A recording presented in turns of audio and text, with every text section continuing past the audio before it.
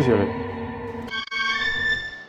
老細，我見到幾日片，我咪諗住敷下面膜，敷夠佢個零兩個鐘，補下佢咯。個零兩個鐘？你要鹹菜咩？你有冇聽過滲透壓㗎？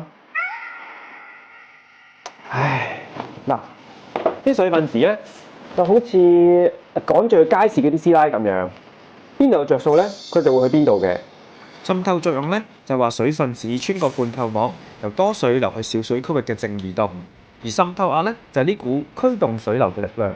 喺開始敷面膜嘅時候咧，你嘅細胞水分咧就會比較少，而面膜上面精華嘅水分咧就會因為呢股壓力差而流入皮膚嘅細胞入邊。佢哋吸飽水之後咧，就會變得豐盈有彈性。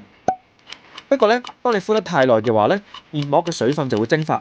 呢個時候咧，面膜就會成為水分較少嘅一方。細胞入邊嘅水分咧就會逆流去到塊面膜度，俾佢吸收同埋蒸發嘅。嚇，咁樣真係補水變咗抽水，敷咗咁耐，等我嘅得不償失。係啊，你敷咗咁耐，嗰啲緊緻感咧，分分鐘係細胞脫緊水咋。所以咧就到咗 lotion 嘅時候啦。lotion 咧就好似保鮮紙咁樣，可以阻止皮膚上面嘅水分因為滲透而流失。估唔到老細連敷面膜都咁專業。嗱，醒水就俾我敷下啦。嗱，敷咗咁耐，我塊面啲精華應該翻返落塊面膜度啦。